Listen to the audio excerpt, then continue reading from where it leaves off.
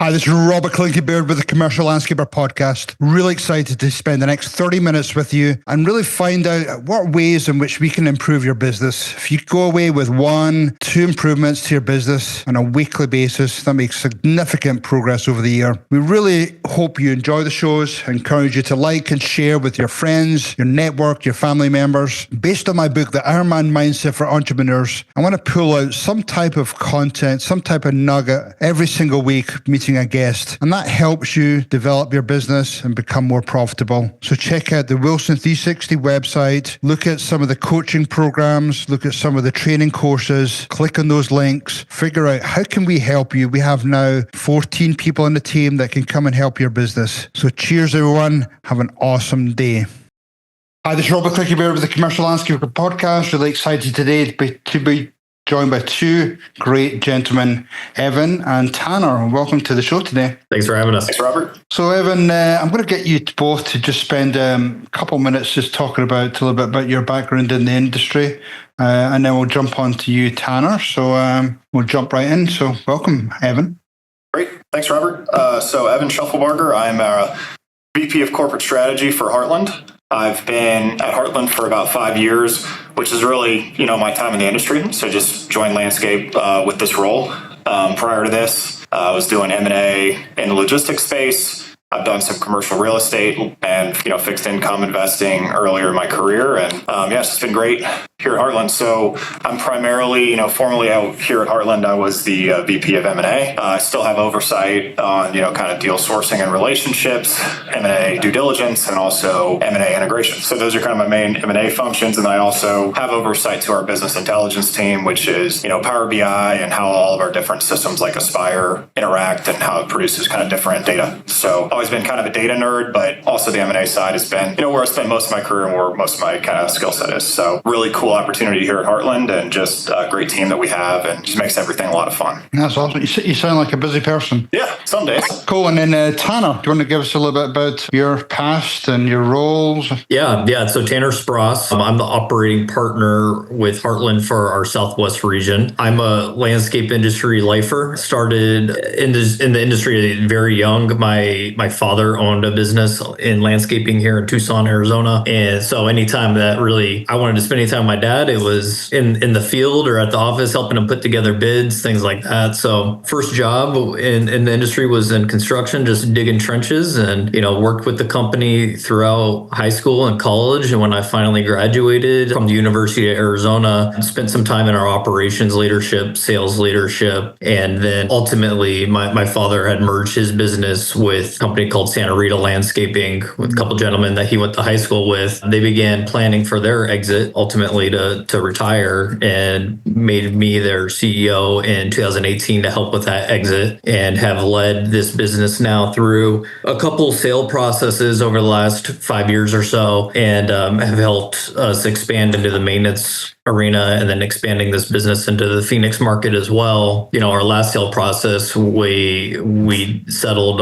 with the HeartLand team, and we're excited to join that family. With that came some opportunity for me to move into the HeartLand team as our operating partner, which essentially is like a regional president role overseeing 4 businesses throughout the Southwest, so Arizona, Texas, and Oklahoma. So being able to support those businesses and in their growth and strategy, it's been an exciting ride. Awesome.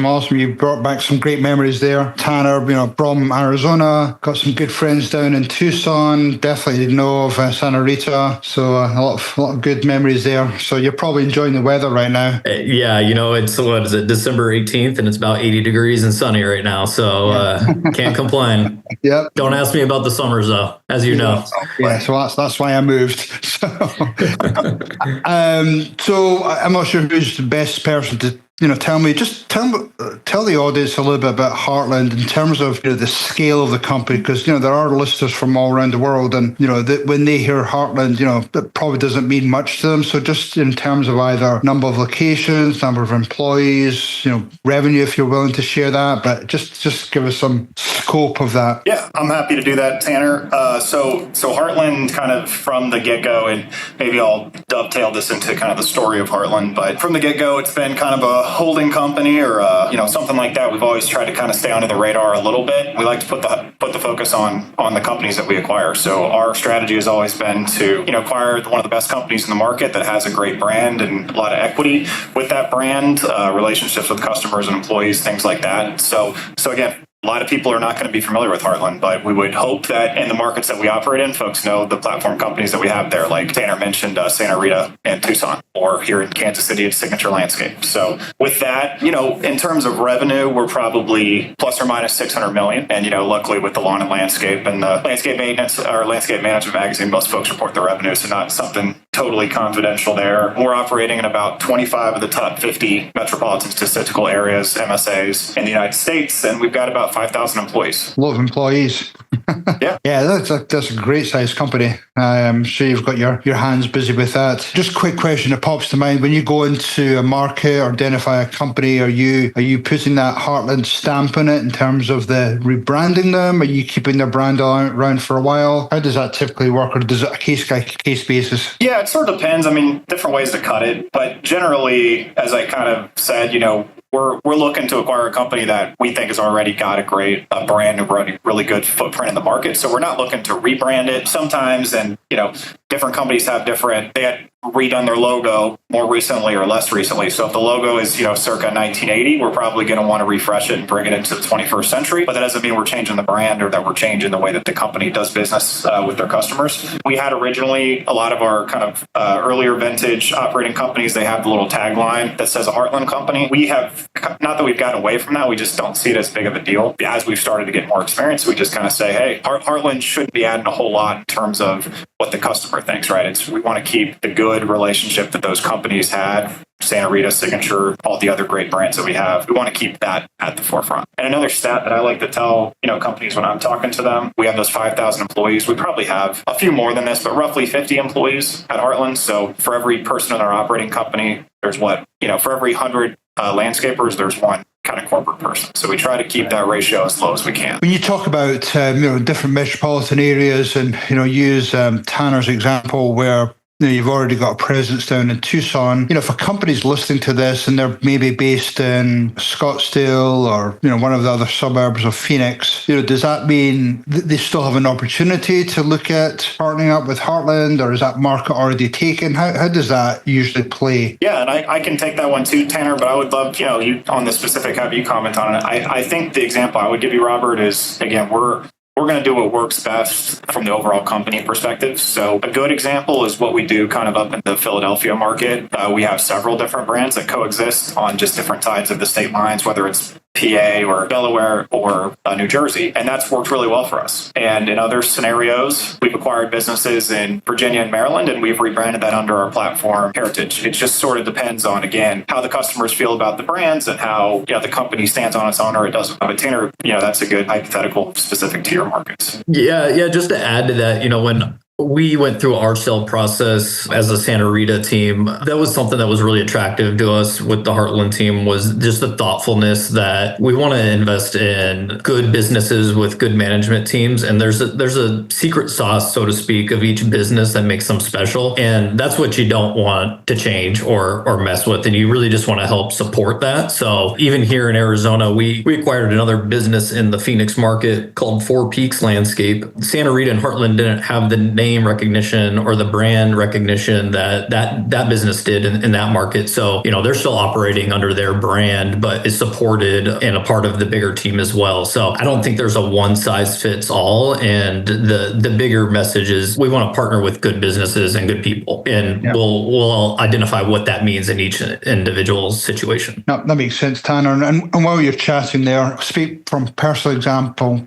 business owners, they're locked in to running their business, dealing with with employee issues or trying to grow the business. And, they get to that point where either they're hearing there's an active market in the M&A space, or maybe they've been doing business for 30 years. They're tired, especially in Arizona, that heat gets to you. But, suddenly they're beginning to look up finally and they think, maybe I'm thinking about selling. But, many have no clue what that looks like. They just, hear the word selling, but they don't realize there's so many differences between your strategic and PE and ESOPs. I'd love to just hear a little bit of background on, what your example was, and then maybe we can jump back to Evan and just, describe that difference between the different potential buyers. Really, I had no idea of all the different avenues that you go with a sale and what each one meant until we went through our first sale process, which started in 2019 with our founders of the business wanting to exit, right? And initially, I approached them with wanting to buy them out with another employee of ours, and we just didn't have the funds to make that work. So, we ended up working with an investment banker and eventually took us to market, right? You don't truly understand what that process looks like until you go through it. The level of sophistication that the buyers in the market have, especially when you start bringing in PE or a larger strategic, this is what they do for a living, right?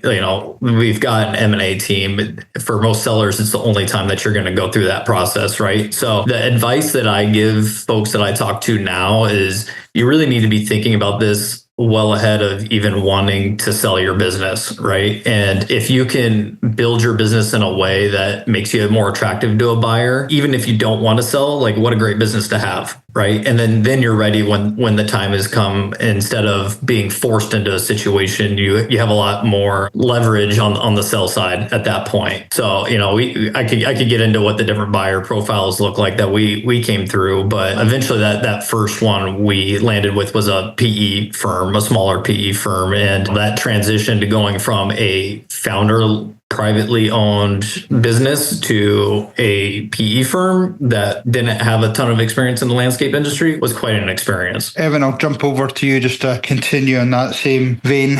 Yeah, good points from Tanner. I was thinking of a couple different ways to take it, but one thing I would say is, with HeartLand, we try to walk that middle ground to be kind of the best of both worlds. We like to think in terms of partnering with the private equity firm, where you're going to retain some autonomy, you're going to retain some brand independence. There's reasons that folks would like to partner with private equity other than that, but that's one of the big ones, and we're able to accommodate that. I believe we are the largest landscaper that has that strategy. There's several others lower down, the smaller ones that do that. But that's one thing. But then also, I said I've been in the industry 5 years. I'm sort of a rookie here. I think most of the people are lifers like Tanner. So all of our executive team, I think my boss is probably the least amount of time in, and he's about 20 years, right? And the rest of the other 3 chief executives we have are lifers too. And so it makes it really easy when we partner with a company, when we're getting compared to a private equity group. We know the business, right? And even though I've only been here 5 years, that's what I do all day, every day. It's not the private equity group is doing the underwriting. I have a team that does all that here internally with me. And again, that's all we focus on all day is landscape. You get the best of both worlds, like I said, in terms of, we're very light touch. We leave as much local as we can. We also get the business. What does it, maybe I'll jump back to you, Tanner, just in terms of post-transaction, where, maybe from a owner standpoint and also employee standpoint, because, people get super nervous because, they hear stories, good and bad. I certainly went through it and have a ton of stuff to share with people, but I'd love to just hear the type of questions maybe you get asked and when you're talking to businesses to potentially buy, and some of their challenges or their concerns that they bring up. I went through this myself, and one of the challenges that I see most often is with owners selling their business is understanding that you did sell your business, right? And it may not, you've brought on this new partner, right? And that partner isn't investing in you to stay stagnant or go backwards, right? Or treat this as a lifestyle business. It is a true investment for growth, and understanding that. And before you even go through the sale process, come to terms with that, right? The quicker you can get aligned with your new partner, the quicker that you can start to achieve results and start creating opportunities for the employees, right? So the types of questions that we typically hear, what does this change mean for my employees, right? Are they going to lose their benefits that we've got set up for them, or is there going to be new opportunities for them? And typically the answer that I've seen is if we can get aligned with with the investment group and the business, the benefits are typically better for the employees because we want to keep good people, right? And we want to incentivize them to help us grow the business. There's not all that those profits going back into the pocket of a private owner anymore, right? We're reinvesting it. And a lot of that time doesn't just mean we're buying new equipment or acquiring companies. It means we're investing in the people too. And it also creates opportunities. So, just from my experience, I went from like a VP operations to a CEO to now like a regional president, right? For myself, I've got key members of my team pre our first acquisition that went from, branch managers all the way to VPs of regions, right? So it's been very beneficial for me and the team that I brought into the HeartLand group to see us be able to grow, have more ability to earn personal wealth and help partake in the success of the business too. Speaking from personal experience, I think often sellers, owners will, they'll be caught in that mindset of, so their comfort zone, or they're in a good place and they're not necessarily opening themselves up to learning. But I think maybe joining a bigger firm like private equity companies, a lot of knowledge that comes with that firm. They've got people with, as you say, a lot of lifers there and people that are used to just sort of dealing with numbers. So there is so much learning to be had. It's just like yourself, you've never experienced that CEO or that regional role, but there's probably people in your company helping you and mentoring you and the sort of things to look out for. So there is those opportunities if you're open to learning and if your mindset shifts. And a lot of people find that struggle changing that mindset. Is that a fair comment? I just, again, speaking from my experience, I've never had a peer group to work with side by side, right? And that, again, was an exciting part about joining HeartLand is now I've got peers that are in the same role that I am and have a different set of experience than I do. And that's made me a better leader, right, personally. And it's also helped our businesses and the business that I oversee get a different perspective. You don't typically get that in a privately owned small business, right? And if you embrace that, it can really lead to some great benefits for the business. Switching on to you, Evan, just talk to us about, how the business operates differently. Maybe there's maybe you're changing softwares, maybe there's new dashboards or metrics to work towards and targets. How does that shift happen, and how do you help educate some of the sellers who are still trying to run the business and just have to, again, I suppose, step up to meet the needs of HeartLand? Things are going to change. Like Tanner said, whether you sell to HeartLand or private equity or, another strategic, whether they rebrand or not, things are going to change.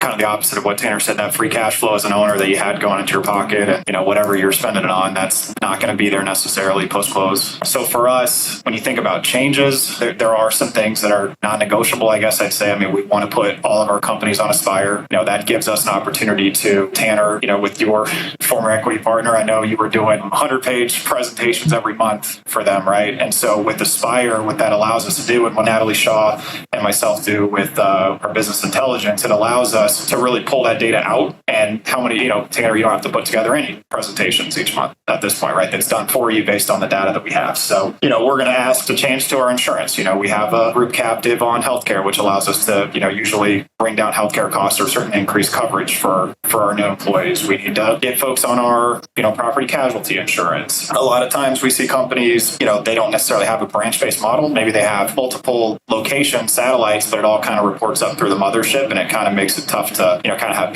P&L accountability at each shop. So that's another thing that we really, really need to do in integration. And there's some small things that go in between there, banking, stuff like that. But the ultimate idea, back to kind of where we started, we're not trying to change the local leadership, and we're not trying to change the relationship that those employees, the local employees, have with their customers, right? Because that's the last thing we could do. That's the lifeblood of our company, is the revenue, right? So we're not going to upset that. We like to do, on top of kind of the things that need to change, is we like to talk about the things that could change or don't necessarily need to, but let's try to find the best path. So that's, when we partner with an entrepreneur and maybe they hate the admin side of the business, like, we just get this away from me, I don't want to deal with this again. We're able to facilitate that. We have other owners or other presidents in our company, they love that stuff and they'd rather leave that local. And so there's a lot of things that we have a little bit of flexibility with. Again, I think that goes back to the best of both worlds thing that we try to do. Again, you got to make some changes to make sure everybody's kind of on a even keel, but the nice thing with HeartLand is we can be creative sometimes too. You talked earlier about, one of you talked about opportunities. And, that was certainly one of the reasons why I exited, is to give my employees, opportunities to grow and develop. And I think a lot of time, not just from owners' perspective, might want to move back to something they're passionate about. Maybe they love sales initially and then get caught up running a business and then dealing with HR and just it's soul destroying. But, sometimes people get back to actually do something they're passionate about. How do you try and identify or try and find a path, because, it must be tough if you have, 5,000 employees to be able to identify, who are some of the rock stars or the diamonds in the rough that potentially could be those future leaders? Yeah, Tanner, if you don't mind, let me take this first. I know you'll have some good insight to this too, but at least one of the top 3 sayings, if not the most used saying here at HeartLand, is growth creates opportunity. So what that means is a lot of times, again, the owner, starting with them, they're going to get their check. The reason they're monetizing, they want to get out of the business. Sometimes it's they want to stay there to help supercharge growth with the team. But a lot of times, just like you, Robert, they kind of want to get out of the way and let their team kind of rise up. So I don't have the list in front of me, and it may have changed 1 or 2, but of the 20 plus brands that we operate, I want to say maybe 1 or 2, the person that's running the business now is not, or I guess I should say 18 out of 20, either the former owners themselves, but more likely it's somebody who was their number 2 or number 3 is now running the business for us. And in a lot of cases, 2 of Tanner's peers, those guys were actually the number 2 or number 3 within an opco, and now they're running multiple opcos. And so they kind of starts at the top. But another thing, and Tanner, you probably got some great ones here too. I'll keep this brief. But the other thing that we do, Robert, is a program called the Next Level Leadership Program. And that allows us, basically what that is, it's a formalized leadership program. It's you have to apply, you have to nominate, each opco gets to nominate a few people, and then they're kind of approved or not approved based on our executive team. And those are the people who are sort of identified as have the opportunity to be more than what they're doing today. Pretty proud to say that, the first cohort that we had in 2021, it's, like 85-90% have been promoted in 3 years. And it kind of tails down as, but I think it's like the 2022 group is like 70% has been promoted and on down. But it just really creates this cool cohort of about,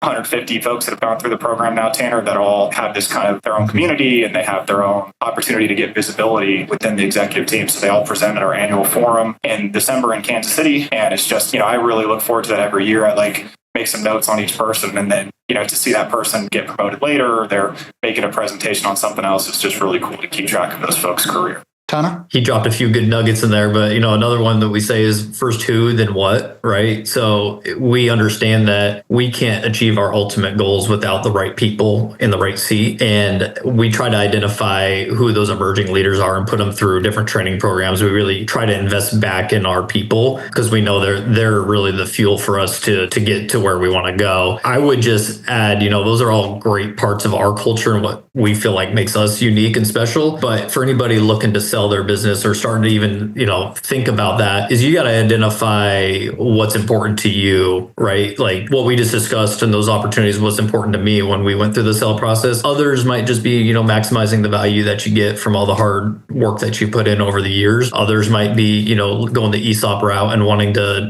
give back to their employees in that way, right? So I think it's really important that you get aligned with who your partner is, both culturally and also from what you need and what that person can deliver for you. No, you make some great points. And, you've said it, I think, a couple of times where, you shouldn't really just be turning around and looking to sell your business a month from now or 2 months from now, but, ideally 2 or 3 years back from when you want to sell it. And, do things like having your deal team with your lawyer, your CPA, maybe starting some of those conversations with some of those potential partners, just do that interviewing phase. One of the books I read recently, Alan Mills, and talks about the cash flow story and talks about the 7 levers to help improve your profitability. But what are some of the, I suppose, tangible things that owners can start to doing if they're 2 or 3 years out to prepare their business for sale? Because a lot of time, a lot of people probably leave some money on the table, but what are the sort of things they should be doing? The founders of Santa Rita were really great mentors of me. And I think this is something that they spent a lot of time on. And I took away was it really does take years to do this. But one is replacing yourself as the business leader. If everything runs through you as the owner, you're making all the decisions. Most investment groups are going to see that as a risk, right? right? And being able to have a strong management team that it's not all on the shoulders of one person or relying on one person is really important. The other thing that I saw when we went through the due diligence period is really making sure that your books, your processes, your documentation is all in order, because you're going to get a lot of requests on that, right? And if you can't produce information that everybody trusts and feels good about for a period of time, then again, that's another risk. And every time you start stacking these potential risks on top of each other, it really decreases the valuation or even the attractiveness of the business and ability to sell. And like I said earlier, the last place you want to be in is selling because you have to, or at a reduced price because you have to, and you don't have other options. You want to be able to have your choice of who you're partnering with and getting a fair valuation. And I'm sure Evan can add a few other things that are important as we're looking at businesses. Yeah, I think the best one, and this would be my number one too, like Tanner said, is working yourself out of a job as an owner, or like where you're not the critical person. Because I've met with companies where you're riding around with the owner and their phone is blowing up the whole time, and they have to take the call. And to me, that's sort of a yellow flag, if not a red flag, right? And I remember I was going to look up the date, Tanner. Sorry, but Tanner and I met about 2 years ago exactly. We met in December. Yeah, probably about. Yeah. And Tanner brought 3 of his key executive leaders. We went to dinner, and it was awesome. And we liked Tanner. But to know that there's Kathy and Rebecca, along with you really gave us a lot of comfort. So we weren't just betting on Tanner at that point. We were betting on, 3 or 4 really quality individuals there that we had met. So that's probably the number one thing, is to develop that bench. Some other things is, like personal expenses, everyone, I think maybe conventional wisdom is to get rid of those. It doesn't bother me as long as we can track it, right? So if you're paying $20,000 a month for some social club through your business, or $20,000 a year, or whatever it is, that's fine as long as we can get the invoices and back it all out and prove it. But if you tell me, hey, I pay this person cash $20,000 a year, it's like, well, if we can't prove it, then it's going to be hard to give you credit and your valuation. But some other things too, I think it's just kind of cultural as well. Culture is hard to diligence. You certainly can't do it on the website, but you start to get that when you first talk to the owner and just how they talk about their team. There's a camp of owners that say, man, I wouldn't be here if not for my people. And wow, let me tell you about this person. Like if we do this, I want to make sure they're taken care of, or this is a person that really could grow this business. Versus, oh yeah, my team is, they're